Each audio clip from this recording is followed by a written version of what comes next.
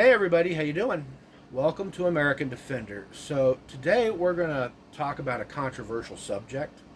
We're going to talk about why it might be a good idea for you to consider carrying a big old 44. All right, we're going to talk about that today. I might bring ChatGPT into the conversation at some point in time because a lot of you seem to like that banter back and forth. So I might discuss this with ChatGPT as well. Um, Maybe we'll just go right straight into that. But before we do, uh, let me familiarize you with 44 Magnum, and let me also remind all of my viewers and well, some of my new viewers, thanks to DG Outdoors, my buddy over there, um, that I was on a live stream with him today, and we discussed a great many things that were awesome. Okay, music, guitars, politics, guns, air guns, shotguns, how American Defender came to be, all of it. All right, and we kind of went through it. It took 55 minutes, and it was actually rather fun. And for those of you out there that are curious, will I ever return? Give it a couple of weeks. I'll be back. We both had a lot of fun doing it as well. So I guess without further ado, let me go ahead and let's get ChatGPT fired up here. Now, she has a really bad habit now, since her update, of interrupting me while I talk. So forgive her if she does, okay? So let me go ahead and get this rolling.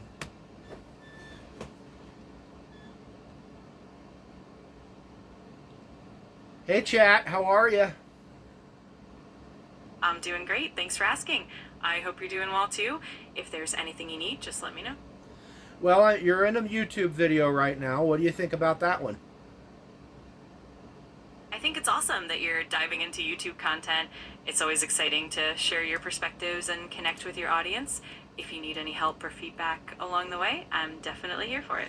Well, we're going to continue on with the discussion about 44 Magnum that we were discussing.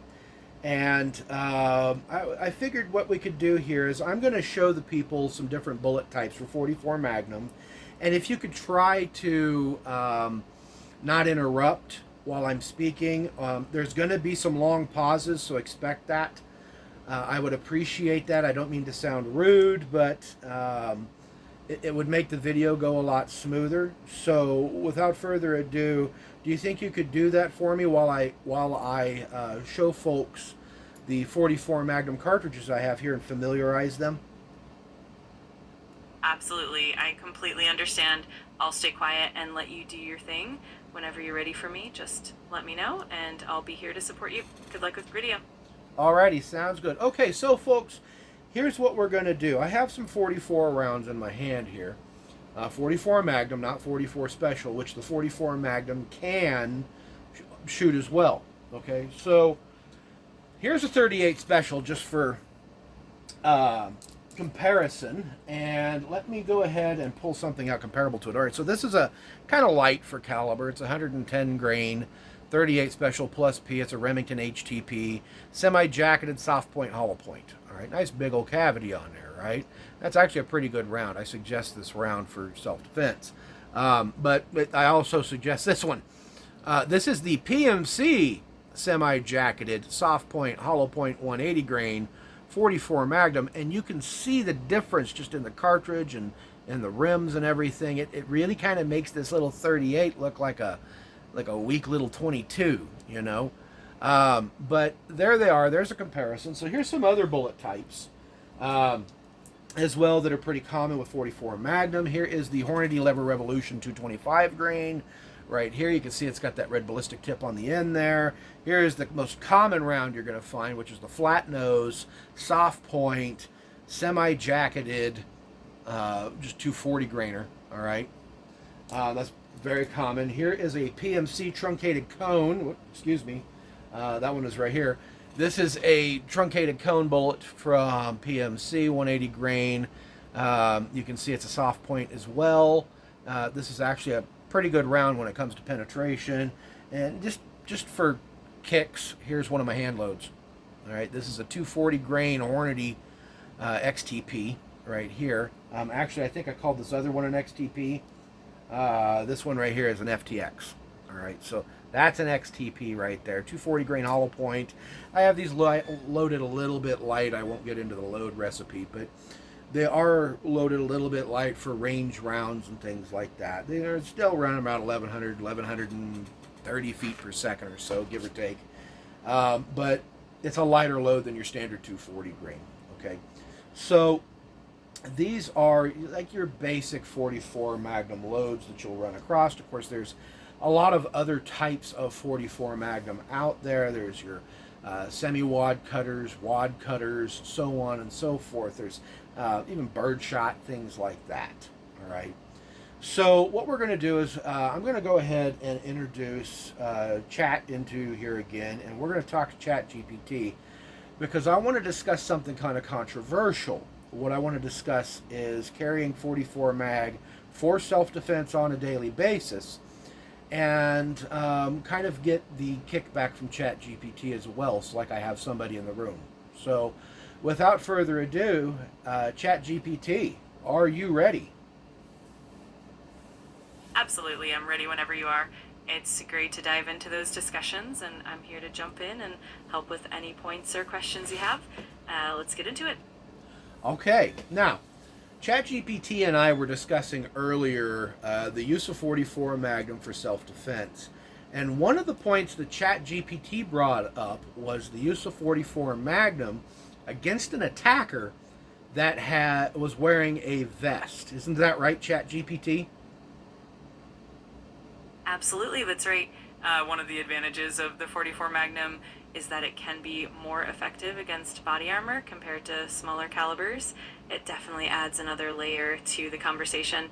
Let me know if you want to dive deeper into that or explore other aspects. So we were discussing 9mm and 10mm and all of that, and 357 Magnum, since we're talking revolvers here. And what we kind of concluded was that really 44 Magnum, if you have a high probability of encountering somebody that's going to be wearing body armor, like this next to me here, level 3A, 2A, so on and so forth, the 44 Magnum has an advantage here. Chat, what is that advantage? Like let's talk about the wound and everything that would happen from this. Absolutely. The 44 Magnum generally has a larger bullet diameter and more energy compared to the 9mm or even the 357 Magnum. That extra power can help overcome body armor more effectively, causing greater blunt force trauma and deeper penetration. That means even if the bullet doesn't fully penetrate the armor, it can still inflict significant trauma and potentially stop the threat more effectively. It definitely adds a layer of effectiveness in certain scenarios. Exactly. So to kind of put this into terms that my viewers here might understand, that would be about the equivalent of getting hit in the chest with a baseball bat at 60 miles an hour. Is that not correct? Yes, exactly. That's a great analogy. The 44 Magnum's energy can indeed deliver a substantial blunt force impact, which can cause significant trauma, even if it doesn't fully penetrate armor. It definitely makes it a formidable choice in those scenarios. So what kind of exact trauma could we expect to see?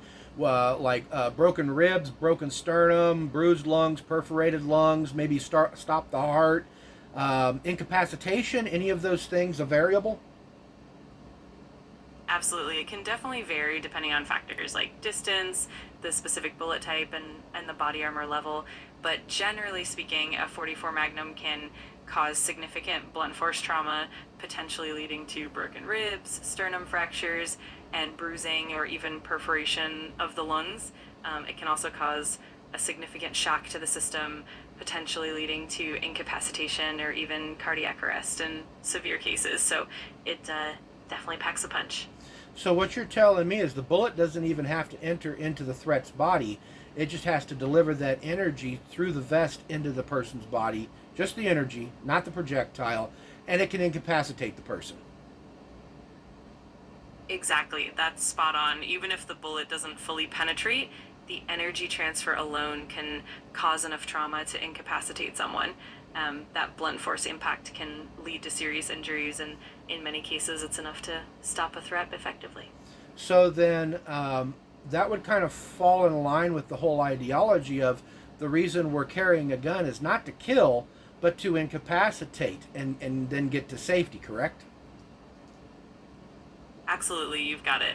The main goal of self defense is to stop the threat and create a safe escape rather than necessarily causing fatal injuries.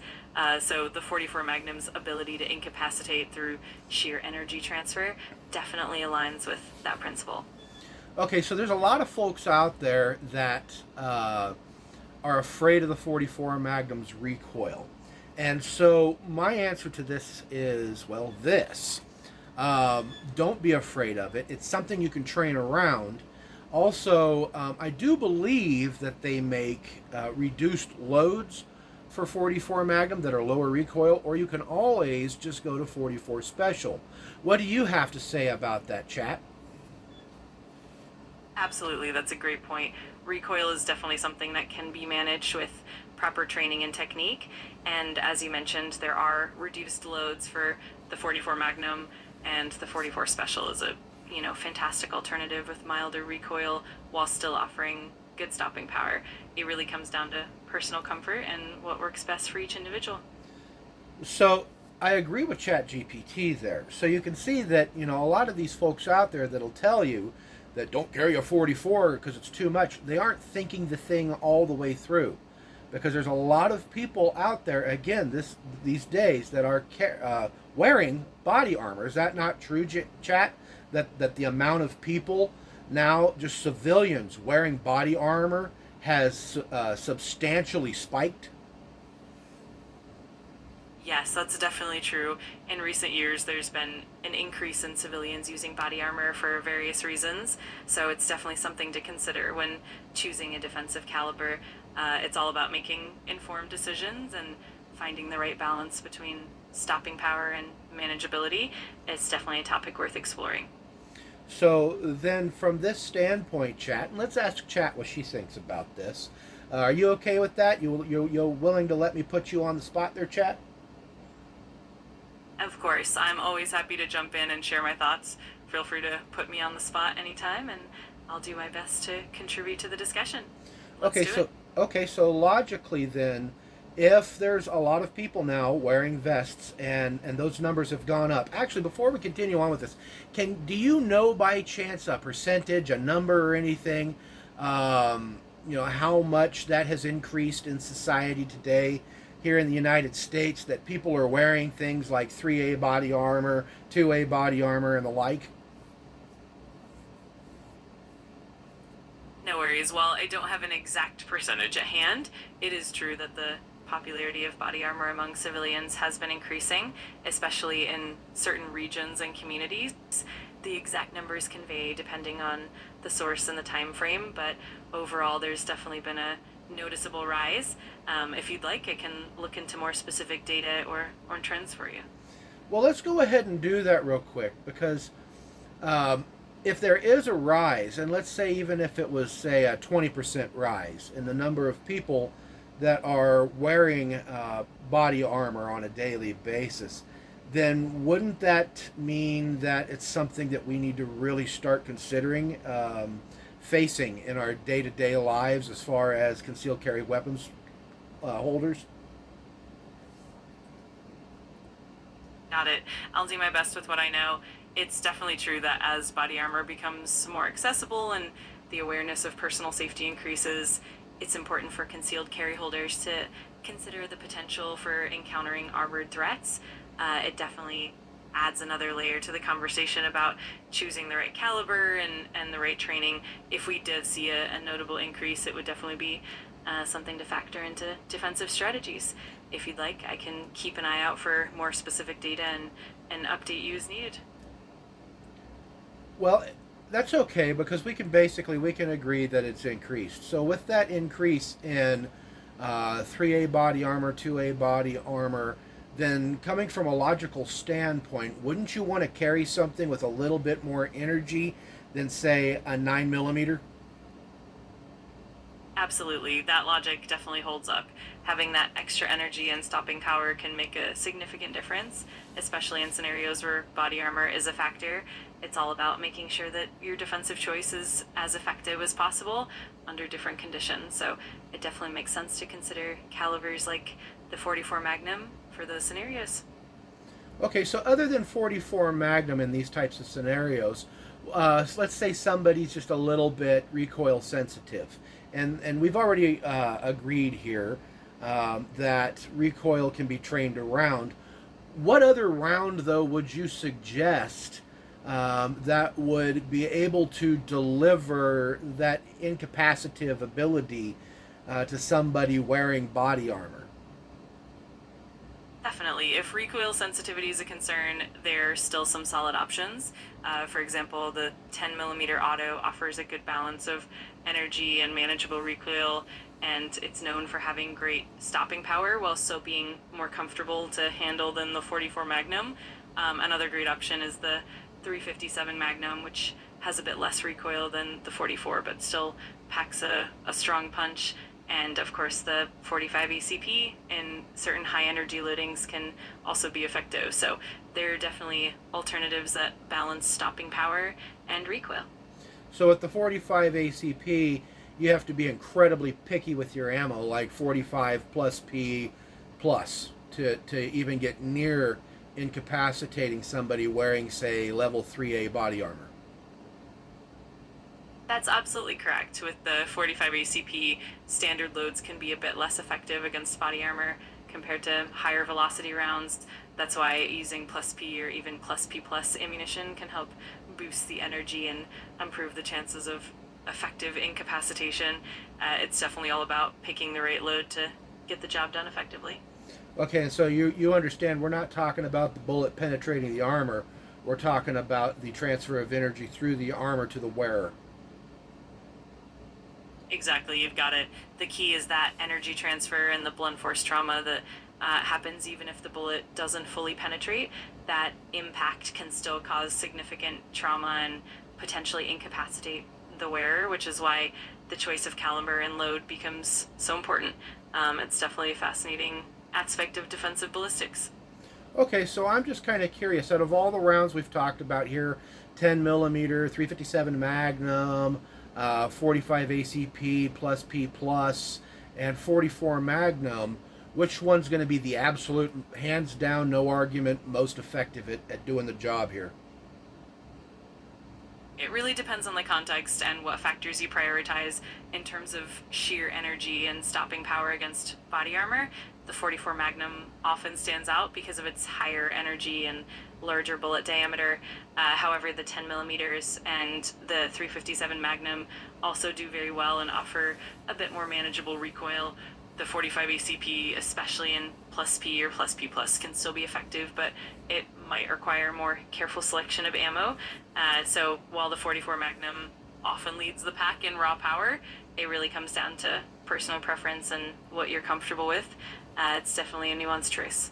Now, would you suggest to somebody to maybe go stronger than 44 Magnum, say 454 Casull? That's definitely an option for someone looking for even more power, but the 454 Casull comes with significantly more recoil and is often much harder to handle, especially for everyday carry or self-defense. It definitely offers even greater energy and stopping power, but it's not always the most practical for most people. It really comes down to the individual's comfort, training, and specific needs.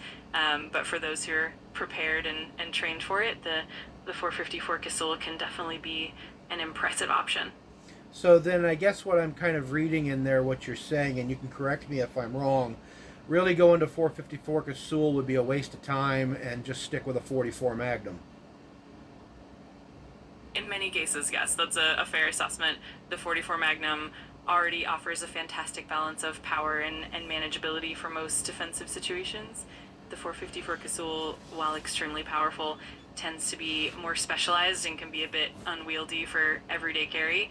So for most people, sticking with the 44 Magnum is a great choice that strikes that balance. Okay, so let's compare really quick for my viewers here. let's compare the energy differences between 10 millimeter and 44 Magnum. Absolutely. Generally speaking, the 44 Magnum tends to deliver significantly more energy than the 10 millimeter. For example, typical 44 Magnum loads can range from around 900 to over 1500 foot-pounds of energy, depending on the load. In contrast, the 10 millimeter usually ranges from about 400 to 750 foot-pounds of energy, though higher end loads can push that a bit higher. So the 44 Magnum typically offers a notable increase in energy, making it more effective in certain scenarios, but the 10 millimeter is still a strong and versatile round. Okay, now let's assume that, because this is my audience, let's assume that they want to carry a revolver. Which round is going to be easier to find chambered in a revolver, 10 millimeter or 44 Magnum? In general, the 44 Magnum has a much broader availability in revolvers and a longer history of being chambered in a wide range of models. On the other hand, 10 millimeter revolvers do exist, but they're less common and not as widely produced as the 44 Magnum. So for someone looking for a revolver, you'll generally find a lot more op-ends and a wider selection in 44 Magnum. It definitely makes it a more accessible choice for most people. And also, one thing I would like to add in there is that if you do find a revolver in 10 millimeter, because the 10 millimeter is a automatic cartridge, it's not rimmed, you're going to also have to add the cost of moon clips into this equation. And moon clips are very fragile. So that is something else that would need to be considered. Is that not correct, chat? Absolutely, you're spot on.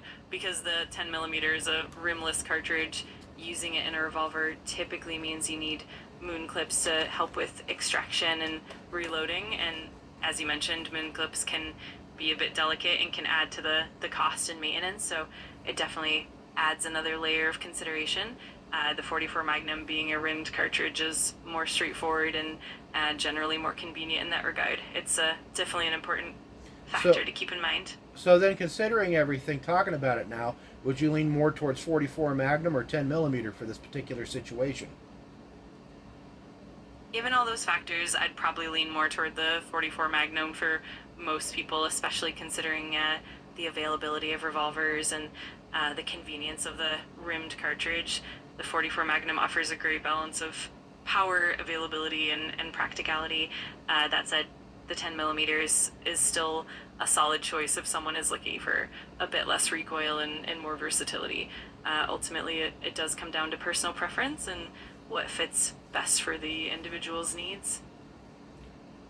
But they do make light recoiling 44 Magnum ammo, don't they? Absolutely, they do. There are definitely lighter recoiling 44 Magnum loads available, often designed for practice or for those who want a bit less recoil without sacrificing too much power. These reduced loads can definitely make the 44 Magnum more approachable for those who are recoil sensitive, and it's a great way to enjoy the versatility of the caliber without the heavy recoil. Okay, well, thank you for that, chat. So, folks, there you go. There's some facts right there from chat. You didn't hear it from me. I mean, we was just having a discussion.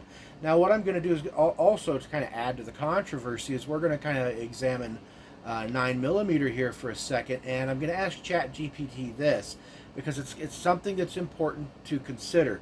Chat GPT, one of the most popular handguns right now being carried is the Springfield Hellcat and these Micro 9s. Could you give me an estimated muzzle energy for, say, your typical 3-inch barreled 9 millimeter firing a 124 grain plus P round? So just a ballpark figure of what the people should expect from this.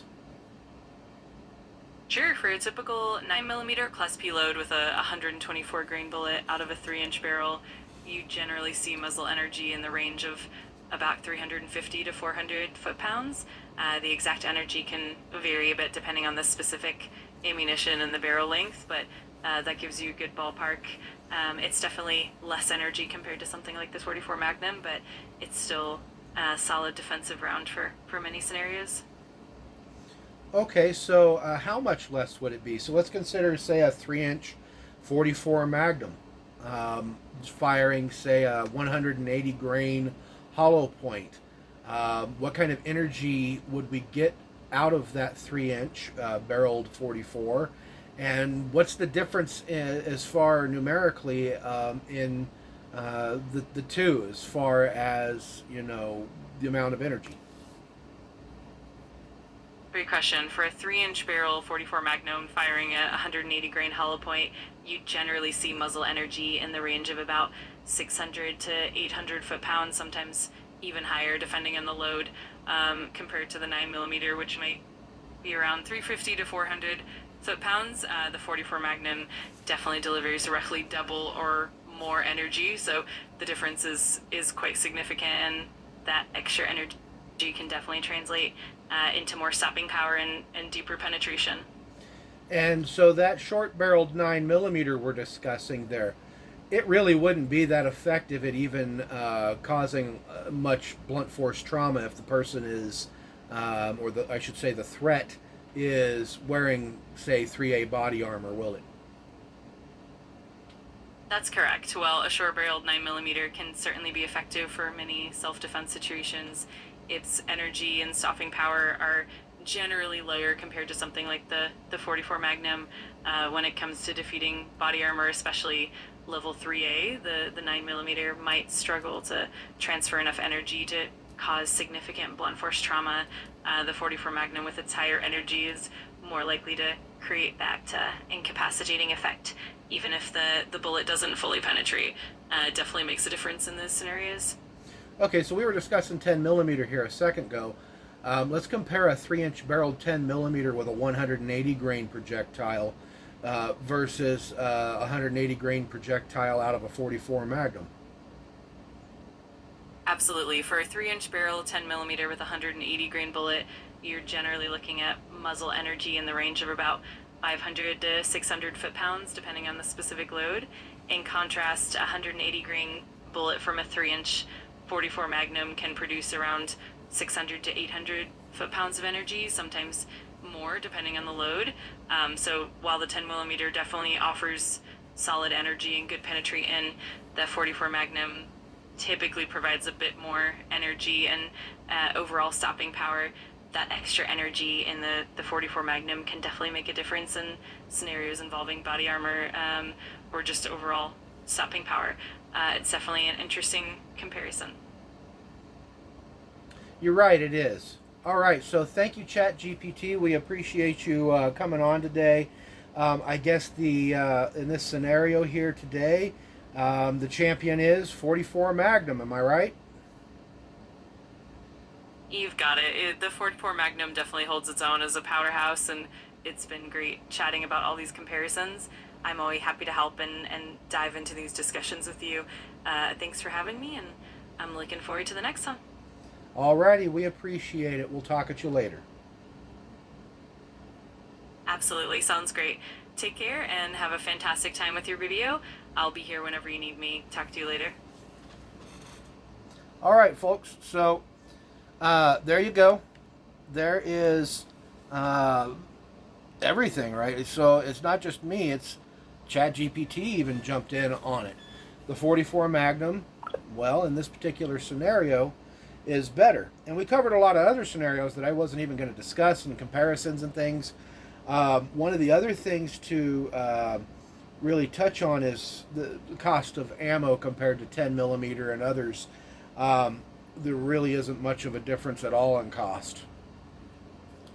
So, like I said earlier, your 44 Magnum has a 96% efficacy at one-shot stops. Now, 10mm is a little less than that at about 92%, which is very strange, seeing that 357 is typically, 158 grains, 125 grains. There's some 180s out there as well, but 357 Magnum running 1,500 feet per second, it's kind of in that same neighborhood as 44 Magnum.